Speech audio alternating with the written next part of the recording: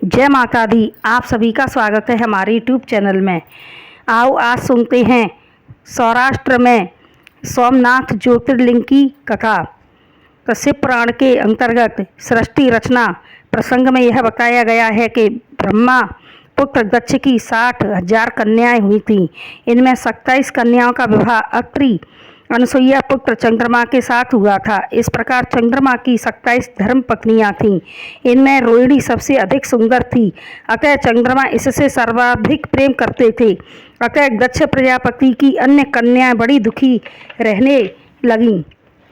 अपने पति की इस प्रकार की उपेक्षा से परेशान होकर पहले तो सबने अपने पति को अनेक प्रकार से समझाने का प्रयास किया, परंतु जब वह नहीं माना तब उन्होंने अपने पति की शिकायत अपने पिता राजा दक्ष प्रजापति से की। दक्ष प्रजापति ने चंद्रमा के पास जाकर उन्हें समझाने का प्रयास किया, परंतु रोहिणी के प्रेम में बंधे चंद्रमा पर दक्ष प्रजापति के समझाने का कोई प्रभाव न पड़ा। उल्टे चंद्रमा ने दक्ष प्रजापति के साथ अपमानजनक व्यवहार किया।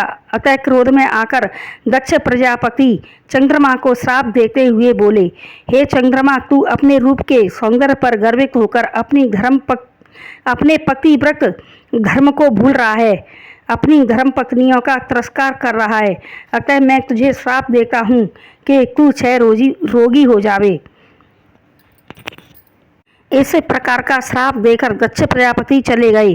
श्राप से ग्रसित होते ही चंद्रमा का पृथ्वी पर सुधा शीतलता का सारा कार्य रुक गया। अतः चारों ओर त्राहि मच गई। सभी देवता मिलकर के ब्रह्मा जी के पास गए। तब ब्रह्मा जी के कहे अनुसार चंद्रदेव एवं अन्य देवताओं के साथ प्रभास क्षेत्र गए। वहां जाकर चंद्रदेव ने महामृत्युंजय भगवान शिव की आराधना की। महामृत्युंजय मंत्र से की।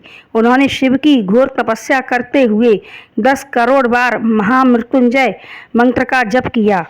तब भगवान से प्रसन्न हुए और शिव बोले कि हे चंद्रमा, यद्यपि तुमने अपने अपराध कर्मानुसार ही फल प्राप्त किया है, परंतु तो भी मेरी भक्ति कभी निष्फल नहीं जाती। अतः तुम चिंता न करो, मैं तुम्हें ऐसा वरदान दूंगा जिससे तुम्हारा संकट मोचन भी हो जाएगा और दक्ष प्रजापति के श्राप की रक्षा भी हो जाएगी।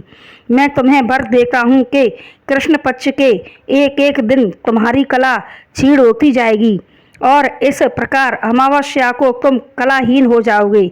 यह पितृ पक्ष कहलाएगा और शुक्ल पक्ष में एक एक दिन तुम्हारी कला बढ़ेगी। इस प्रकार पूर्णिमा को तुम समस्त कलाओं से युक्त हो जाओगे। यह देव पक्ष कहलाएगा। मैं तुम्हारी भक्ति से प्रसन्न होकर देवी पार्वती सहित ज्योतिर स्वरूप शिवलिंग में रहूँगा और सदैव भक्तों का कल्याण करता रहूँगा।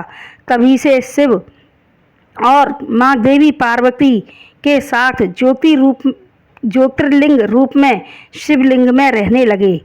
बोलो भगवान भोलेनाथ की जय। बोलो सोमनाथ जी महादेव जी की जय। तो पसंद आए कहानी तो चैनल को लाइक शेयर व सब्सक्राइब करें।